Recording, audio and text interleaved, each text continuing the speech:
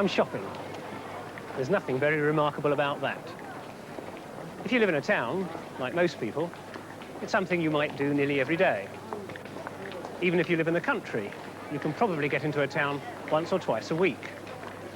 But in the Middle Ages, very few people lived in towns, and there weren't many shops either. Today, we're going to see what life was like in the Middle Ages in a town. But first, let's find out why towns developed. Take this town, Lincoln. It's on a high hill, looking out across an open plain. A settlement on a hill was easy to defend against enemies. There's a river running past the bottom of the hill to the sea. Until quite recently, it was often easier to travel or get supplies by river than by road. So it's not surprising that as long ago as the Iron Age, about 200 years BC, a local British tribe settled here. They defended themselves with swords and shields, and archaeologists have found some in the river. When the Romans invaded Britain in 43 AD, they began to build roads. This was to make it easier for their armies to march out and defeat the Britons. Two of the great Roman roads to the north, the Fosse Way and Ermine Street, met near the river crossing. But to make travel even easier, the Romans connected the river, the Witham, by canal to the River Trent. They built a fort on top of the hill so their troops could control the road and the river. The fort became a town, Lindum Colonia. It was surrounded by strong stone walls and entered by 4 main gates. Later, it was extended south, as far as the river. You can still see Roman remains in Lincoln. Newport is the only Roman arch in the country still spanning a main road, Ermine Street. In Roman times, wheel traffic passed through the main arch, just as it does today, while pedestrians, like me, came into town through this narrower entry.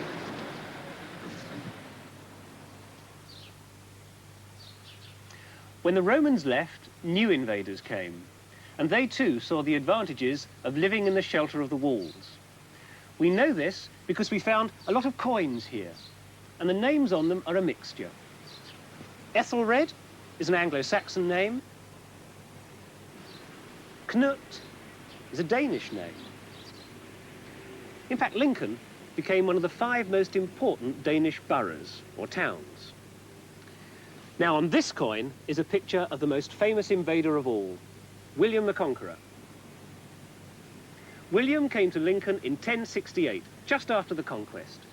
He took in the importance of the size and position of the town and immediately set about making it a secure Norman base by building this castle and strengthening the ancient Roman walls. Soon afterwards, William ordered the building of a cathedral, and Lincoln became the centre of a vast bishopric stretching from the Thames in the south to the Humber in the north. The cathedral is a marvellous building, but it's not the one begun under William the Conqueror.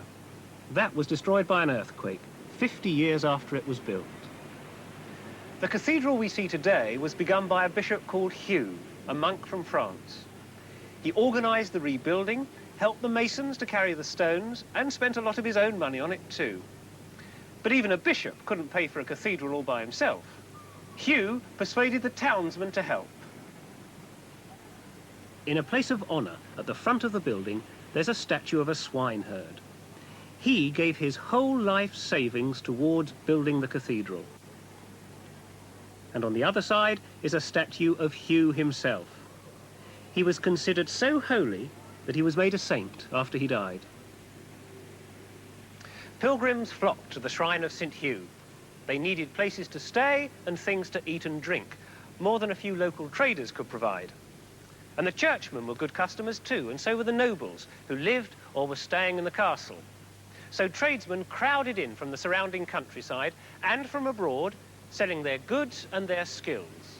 They knew that in the town they were safe under the protection of the church, and more practically, the castle garrison. Today, people still come into town to do their shopping. It may be in the high street or in the market. There was far less choice in medieval shops or stalls than there is nowadays.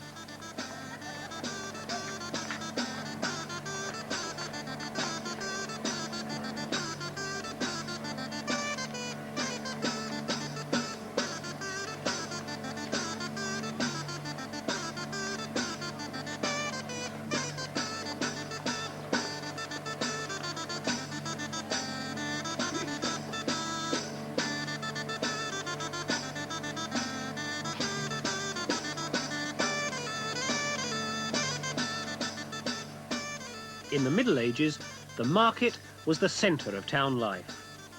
People from the country areas sold things that weren't produced in the town, like fresh fruit and vegetables, milk or cheese, and fish from the North Sea. You can still buy fish from this stall on a boat moored on the River Witham.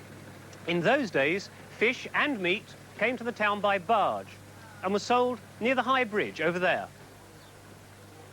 Markets made money for a town through the rents they had to pay to the town council. So a town had to ask the king's permission to hold a market, and they had to pay, often heavily, for the privilege. Now, in the Middle Ages, there was no fixed time or place for holding a parliament. They were called when and where the king decided. And he was as likely to hold it in a cathedral as in a palace or a castle.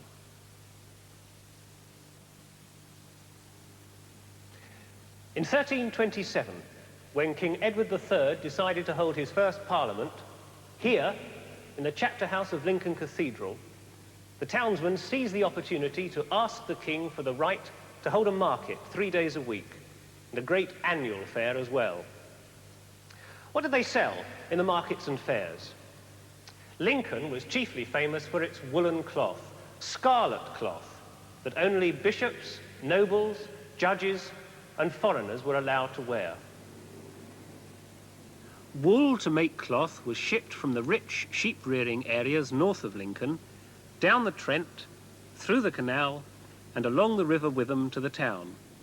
Here the wool was woven, and cloth to be exported was shipped on down to the coast. But in 1369, Lincoln lost the right to sell cloth to foreigners, and the clothmakers refused to make the scarlet cloth anymore. They turned instead to Lincoln green, the colour Robin Hood and his men were supposed to have worn. What else was made? Well, Lincoln was well known for its fine boots and shoes, and it also did a flourishing trade in pots. These seem to have been mass-produced using child labour. We can still see the finger marks on the base, and they're too small to have been made by an adult. The town was also well known for the skill of its stonemasons, who quarried the local limestone and used it for building.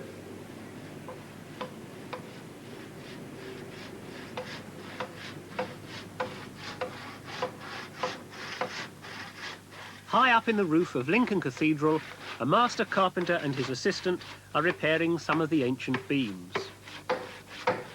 Many of the original timbers came from the old Sherwood Forest, where Robin Hood lived.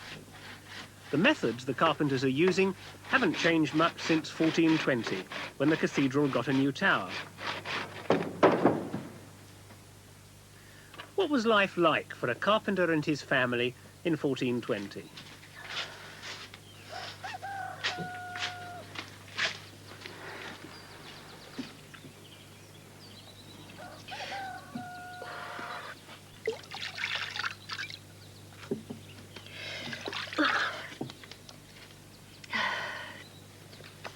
Holy Mary, Mother of God, bless us day and ever after. Amen.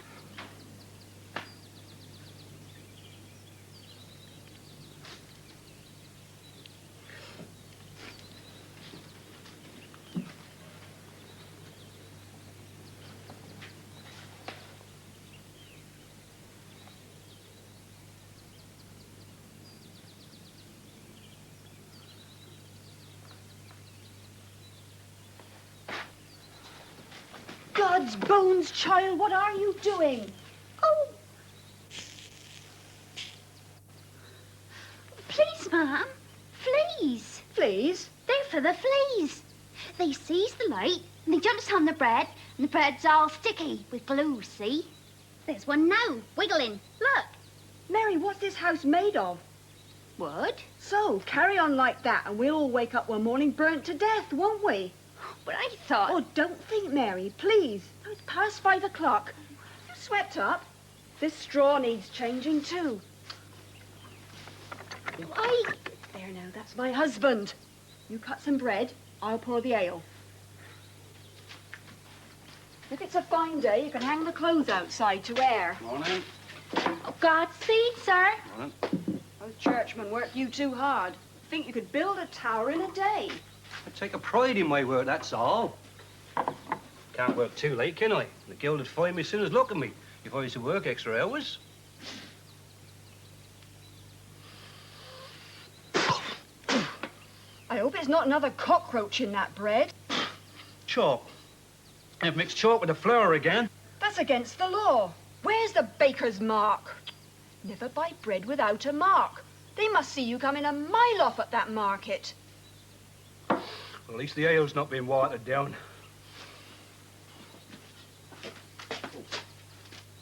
The young apprentice. He's coming this evening. He'll need a sleeping pallet in the workshop. We'll need extra food then. Now, let's see, it's Friday, isn't it? Yes, Ma'am. Right. Fish. Yes, we'll have green porree. Now, listen carefully. We'll need a jug of milk, and if it's had water put in it, you're not to take it. And some greens, onions, almonds, and an extra loaf. With a baker's mark. And? And I'll hold it first to be sure it's not underweight. Good. Now then, the fish. Smell it. Before you buy it, get it right up under your nose and pay no more than a penny for it, mind. Oh, and this time, don't get it from that John de Paris. His fish was so rotten last week, he got what he deserves. Put in the pillory and burnt the fish under his nose. The tipplers, Ma'am. Here, halfpence worth. Here. Haven't been plucking your eyebrows, have you? No. Remember now, when you go to market, you keep your eyes on the ground and don't smile at the men. Oh, and don't wiggle your backside like that. You look like a trout. And remember the pallet for the apprentice this evening.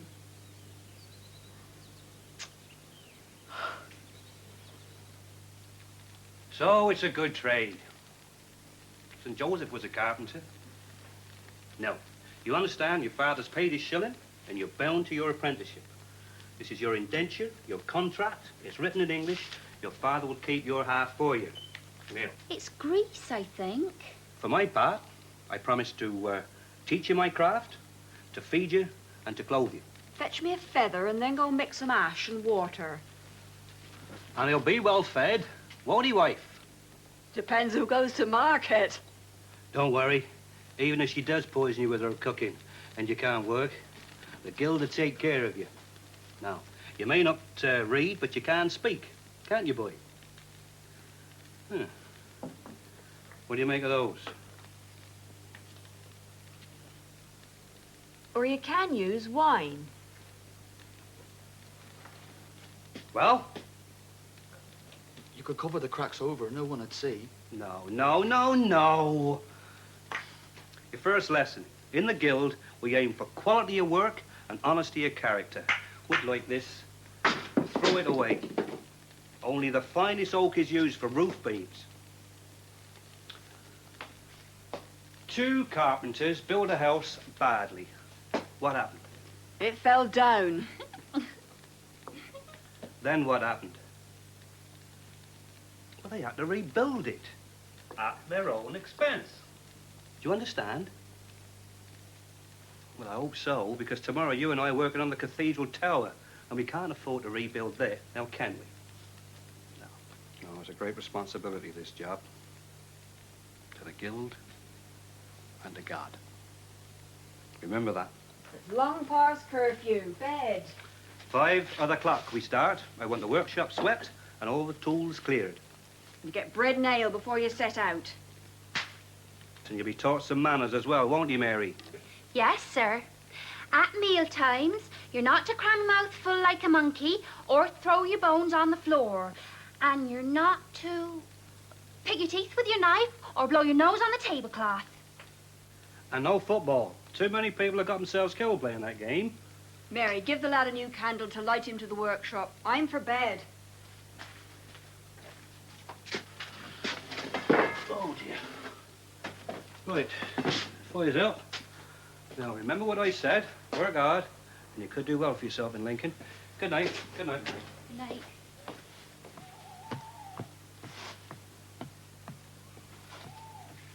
There's a pageant soon. All the rich people dress up. We could go and watch it together. In a year and a day, I could be a freeman of the city. But women can't do that, can they?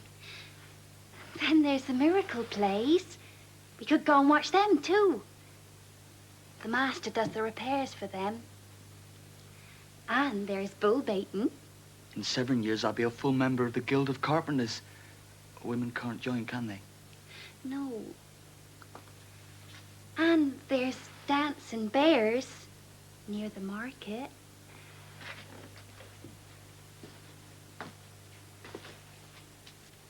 St. Joseph was a carpenter, you know. I know. The carpenter and his family lived in a house rather like that. Even if it was smaller, it would still have had 2 stories. Building land in Lincoln and other towns was very expensive, and even rich people couldn't afford to build sideways. So they began to build up and out, getting more space from overhanging jetties.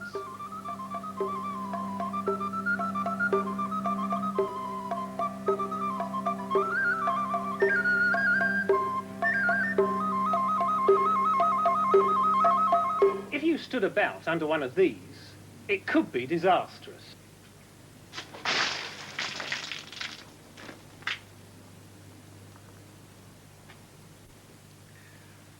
As you can see.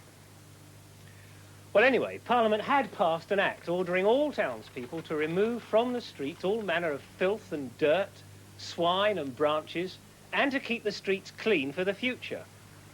But the town councils couldn't get the people to obey this law, and it was chiefly the swine and cats and dogs and rats that ran about the street that carried away much of the rubbish. People who carried on the same kind of business were encouraged to live in the same street, partly so that the guild could check up on the quality of the tradesmen's goods and also see that no one was being overcharged, which must have been nice for the customers. This street is called Saltergate. A salter was a salt merchant. At the end of Saltergate is Lincoln's original council hall. It's built over the old Roman road and on the site of one of the Roman gates. The arms of the city are carved above the arch. The council still meets here today, but it's not responsible for the same kind of things.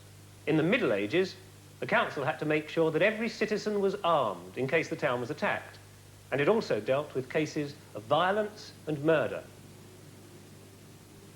It had to organise firefighting. Fire was always a danger, with so many wooden houses crowded together.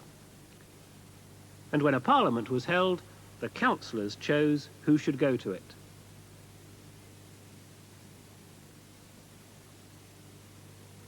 When the council had anything important to discuss with the whole town, they summoned everyone together by sounding this great bell on the roof.